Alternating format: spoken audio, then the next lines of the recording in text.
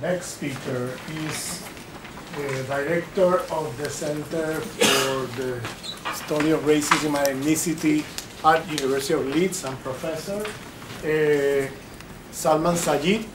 He has been, he's a political theorist whose book, Fundamental Fear, has been, is now a classic. I believe it's in the second or third edition. And it's a book related to the topics of this conference. So welcome, Salman. Thank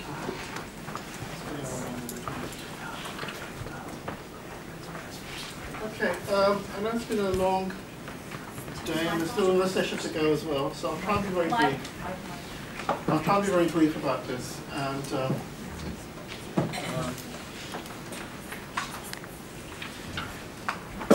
I've just got a few kind of things to say, really. Just a couple of remarks to make about the idea of measuring Islamophobia. And in fact, I have to thank the broken laptop, which has made things easier, because it's put a sequence together in a way that I think makes more sense.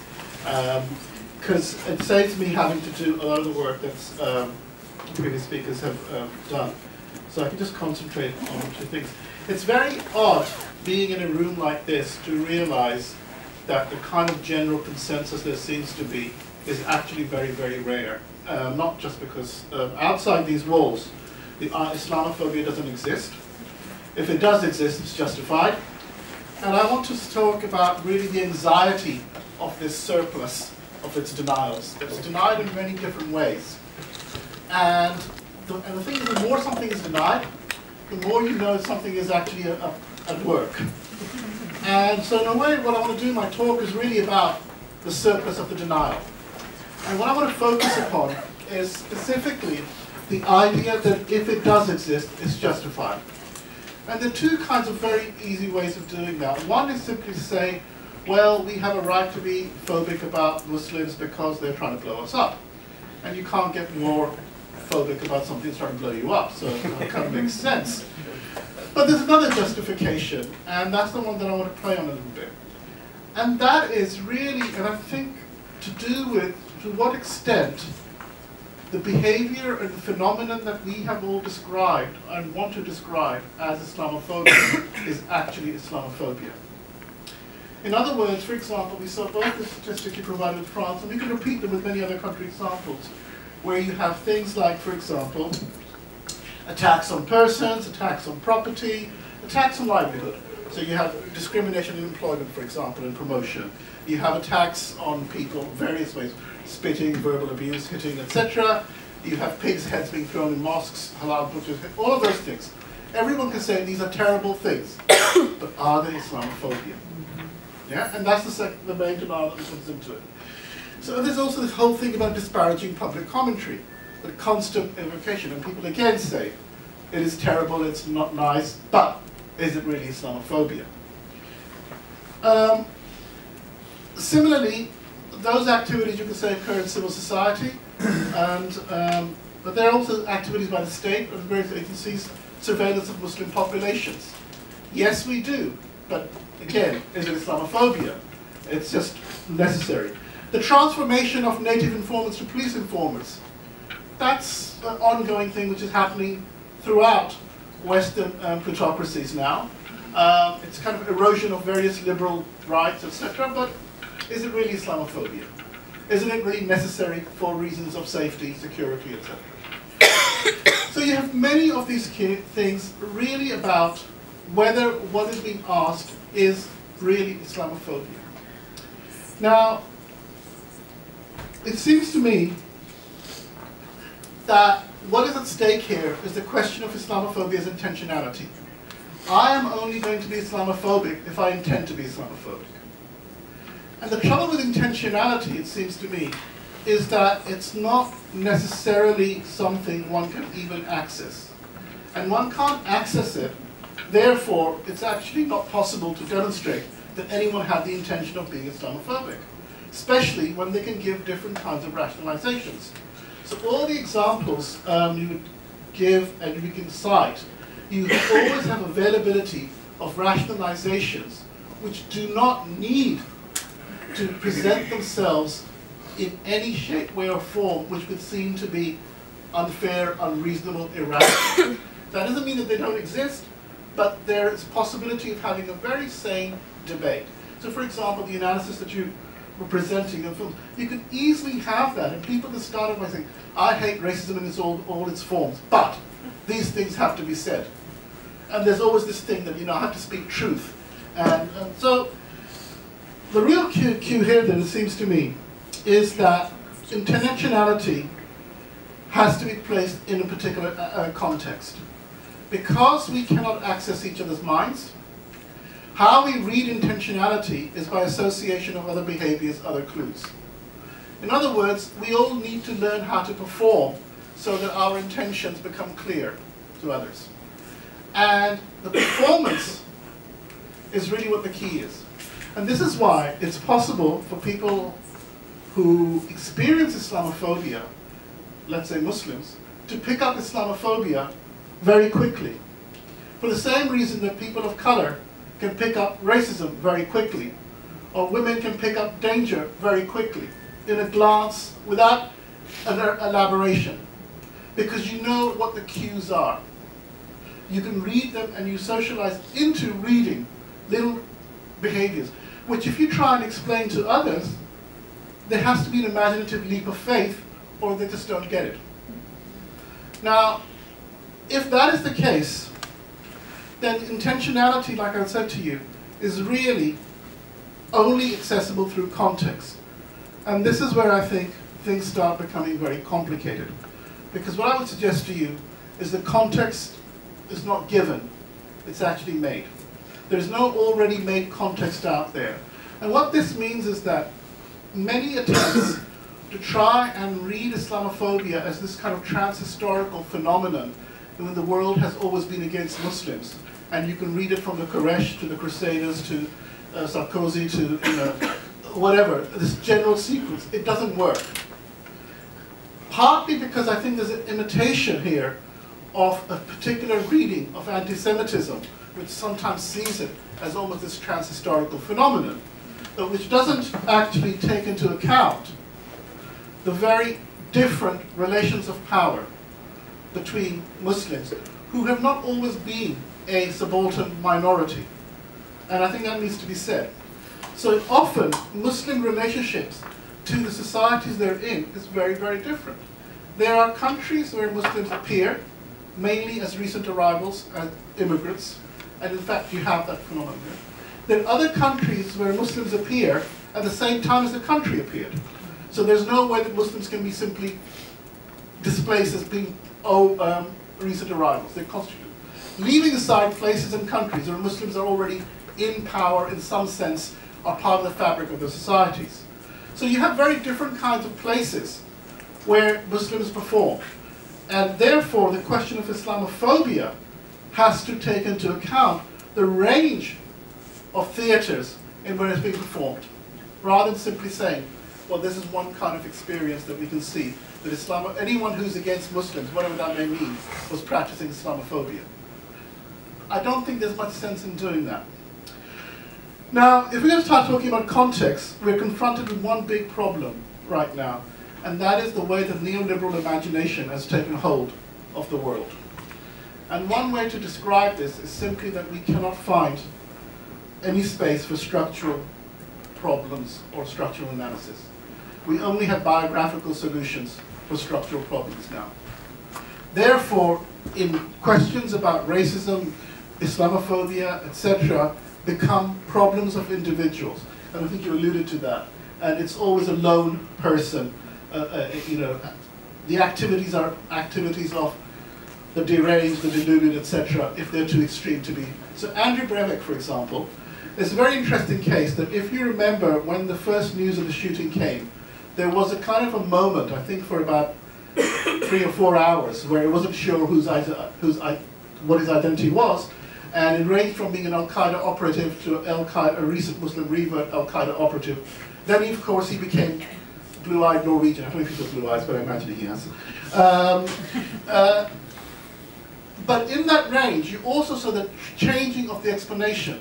It went from an analysis of why would Muslim do this, to what is wrong with this individual. That there is nothing more about him and about his politics, very, very clear, his 1,000-page pamphlet. These are the reasons. It was simply put aside. This has nothing to do with what he's trying to do. Whereas for any action of Muslims, let's go and read the Quran to find out why they do this. Yeah? So this kind of biographicalization, this methodological individualism, makes it almost impossible to conceive of racism and Islamophobia except as individual eruptions. And as a consequence, it's almost impossible to develop, sustain social policy, because really what you might as well try and do is contain anger, stop rudeness, fight terror. Oh, you're doing that anyway, so it's okay. So, what I'd like to do is suggest that Islamophobia is a response to the emergence of Muslims. And I mean that quite specifically. It is interesting that if you look at the case of Europe, there have been halal shops, there have been many mosques and things, in some cases for 100 years, 70 years, 80 years, etc.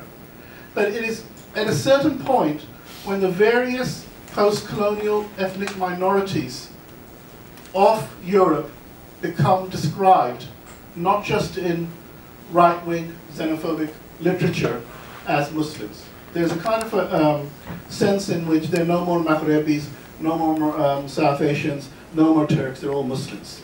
And that, in a sense, is a kind of the emergence of Muslims that I'm talking about. But this is not just a phenomenon which is located in Europe, and this is one of the problems with Muslim subject position. Muslims cannot be contained in national walls. They cannot be contained in Europe, and they cannot be contained in cities. And nearly every single attempt to try and deal with the Muslim question has been to try and nationalize them, try and contain them. This ranges from a well-meaning report written in 1997 by the Runnymede Trust, which is an anti-racist organization which some of you may know about, which actually is responsible for repopularizing the category of Islamophobia.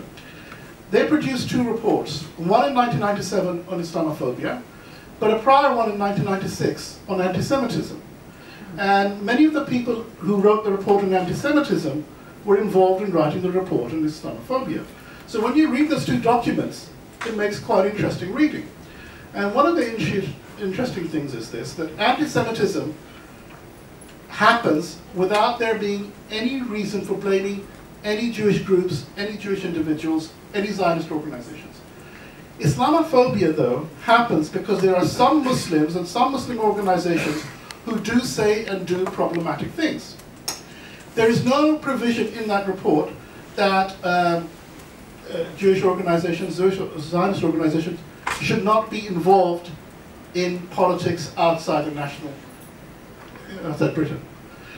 On the report on Islamophobia, there is a kind of advice that Muslims shouldn't really concern themselves with questions outside Britain. Now, these little, this isn't a report which is actually criticizing Islamophobia, but it is kind of interesting to watch this, the transcendental category that Muslims propose. Now, this is what I would like to then say, that Muslims are not a religious or ethnographic category, and it isn't helpful for us to treat them like this. But the reason we do that is partly because what is at stake, and I'll try and make good that claim later on. And I think the point's already been made, that Islamophobia is a post-racial form of racism, and I don't want to do that much more than that, except that I think one of the speakers in the morning mentioned how, a couple of them, how the question of, for example, homophobia now is displaced onto Muslims, patriarchy is displaced onto Muslims, and I would argue that racism is also displaced onto Muslims. So if you want to find a racist, homophobic patriarch, look for the Muslim, and you can cover it for yourself. And that's kind of interesting, because what that means is that we live in a society which, of course, doesn't exercise patriarchy, which doesn't have homophobia, and certainly doesn't have racism anymore, except for Christmas time in some places. But anyway, moving on. Now, what I'd like to suggest is maybe 3 different takes on defining Islamophobia, and then I'll try and unpack them and then make good some of the claim here. I think it's important to see in Islamophobia not simply a question about closed views or negative views or hostility towards Islam. Often, this is one of the ways that we get into it, because you always get into a situation, I've got nothing against Muslims, some of my best friends are Muslims, and off it goes. Similarly with racism, some of my best friends are whatever. But the issue really is not about being best friends or enjoying ethnic food or being able to partake diversity. It's really about the regulation and disciplining of Muslims by reference to a westernizing horizon. And what I mean by this is that really all Muslim behavior and activities are supposed to be contained in reference to a horizon which is Western. And this opens up an interesting paradox, because one of the ways that countries can demonstrate and societies can demonstrate their Western credentials is by cultivating Islamophobia. And that's kind of an interesting phenomenon as well. I would also say Islamophobia then is kind of an undermining the ability of Muslims as Muslims to project themselves into the future. It's an attempt to try and say, this is what a Muslim is, this is what a Muslim should be, and this is not really up to Muslims to decide. So this is why, I don't know about, you have many politicians and public speakers who will make a speech saying that we want the real, true Islam. Non-Muslims are very concerned about the true Islam suddenly. If it's that true, you should be a Muslim. I mean, it sounds logical. But if it's not that true, why are you concerned about it? But the idea is that Islam has become hijacked, and there is a sense in which there's a moderate Islam, which of course the moderation is divided, and there's also an ethical question: what is it to be moderate in the face of evil? Is that necessarily something to be applauded or not? I mean, that's another issue. But also, I think it's the undermining of Muslim autonomy by problematizing Muslim autonomy. Behind Islamophobia is a sense in that Muslim identity is somehow illegitimate. And this illegitimacy can be expressed in ways that, for example, we saw in some of the surveys in putting a contrast between national identity like Frenchness and Muslimness. But there's another way. Often you hear Islam is not a monolith. Muslims are not a monolith. And therefore the non-monolithic way is actually saying that underneath Muslims, there are people who are from Algeria, there are people from Bangladesh, there are people from all parts of the world. Like somehow being Algerian or Bangladeshi is somehow more secure than being Muslim. People don't find any problem in using national labels. All collective identity is based on the erasure of internal differences. This is nothing specific about being Muslims. But the idea somehow is that a Muslim category is more unstable and therefore deserving. It cannot be used to host anything, and one way to liberate Muslims is to dissolve Muslimness, which is paradoxical as well, but never mind. I said before about westernizing horizons, and I don't want to develop this point because I think it's quite important. In the narratives of the West and the narratives of Islam, for reasons which you don't have to go into, there is a sense in the West is the antipode of Islam. It has become that. Yeah? And that is for various reasons. It's been established. As a consequence, westernization then means deorientalization. To be Western means a kind of de-Islamicization as well, to do it properly. And in fact, nearly all the kind of markers are that you will assimilate, and you will assimilate in the way that people have already assimilated. And in that sense, the sense of religiosity, the sense of difference disappears. And as I've said before, what this does then is establish a relationship between the West and Islam, which is not just about Muslims projecting images of the West, but it's also a way about the West projecting and telling stories about itself. This is why it's important for it, in this era, to demonstrate that it has conquered its demons. And it can only do that by saying, look, there is no sexism in Europe anymore. It's only the Muslims who do it. And we can get a voyeuristic pleasure of watching Muslims do it, but they're the only ones who do it. And by that kind of sense of displacement, you are actually purifying that kind of Western narrative.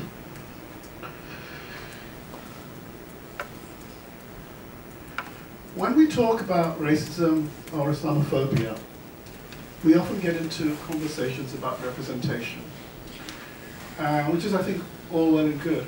But the thing about representations are really about the constitution of subjects. What I'm trying to say is this, that really, racism is about state formation. It's not just about attitudes and beliefs that people may have in their heads. It's about how the state was formed, is formed, and continues to be formed. Therefore, it's not about a marginal interest to people who suffer this in certain neighborhoods, in certain places. It's bigger than that.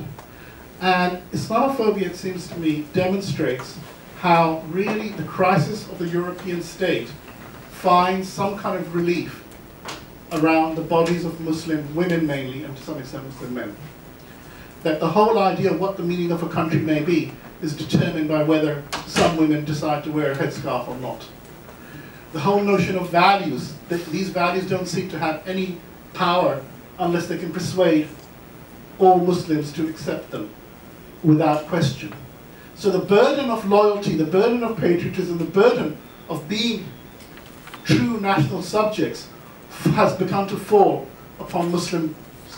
They have to demonstrate not just their loyalty, but they have to show that the country is worth what it says it is. A very interesting kind of a moment happened this after 9/11. The question went up, why have they attacked us?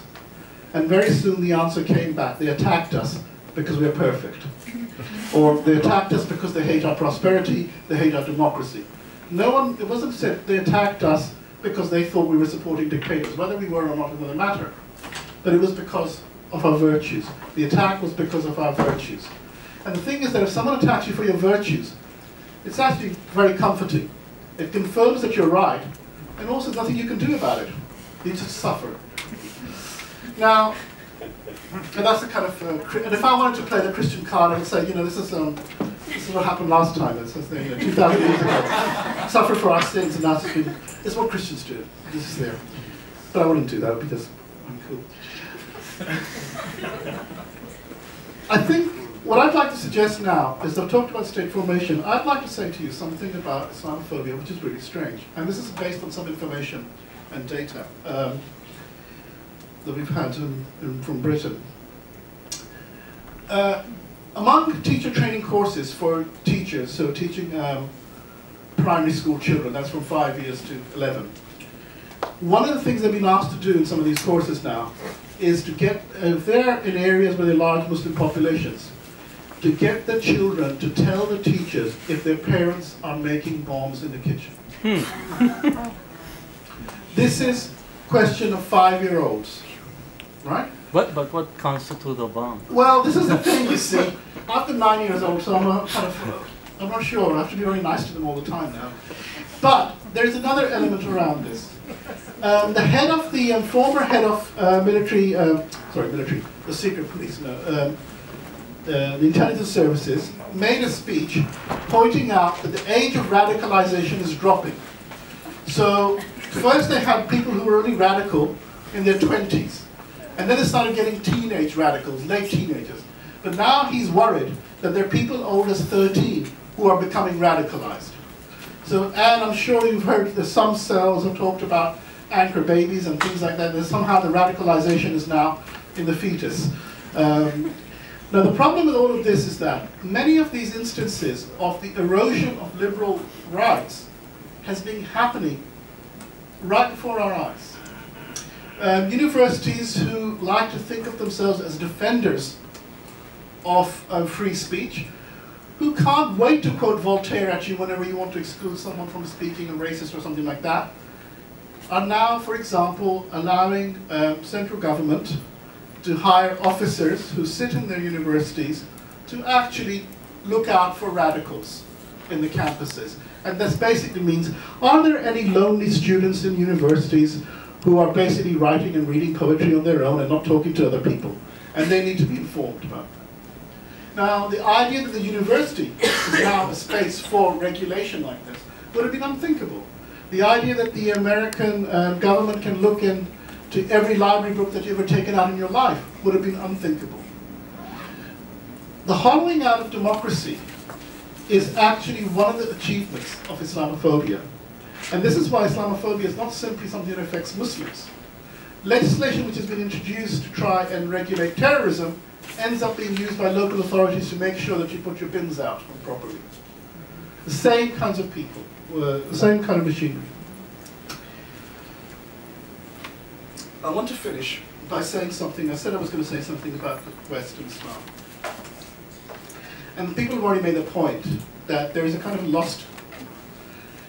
There's a sense in which in Europe, the formation of an ever closer European Union, the formation of a pan-European entity, however problematic, has really created a crisis for the nation state. And part of that crisis now finds itself around the fantasy, why can't we be the country that we're supposed to be? It's those pesky Muslims. I mean, that's kind of old kind of way. What is different about this kind of crisis of national cohesion is the way that it's becoming now securitized. So you have two kinds of threats to the nation. A security one, for which the state has always claimed complete carte blanche. In defense, in the name of security, the state has always said it can do anything it likes. And most people have always agreed with that because in a sense the idea of the state is the existential one as providing defense. When you allow that to the question of cultural or social cohesion, you've actually expanded that there. So this is a thing. The other thing that I'd like to say, and this is what I'm going to say about why I think Islam is becoming this. Islam remains as a reminder of the noble Western beginnings. And this is one of the problems that you face in a kind of post-Western age. When narratives of Western supremacy do not function as they did, you don't need Muslims to remind you, well, you know what? We were here, we were not always in a subaltern position. We were not always in this situation. Spain was ours, or something like that. However you want to frame it.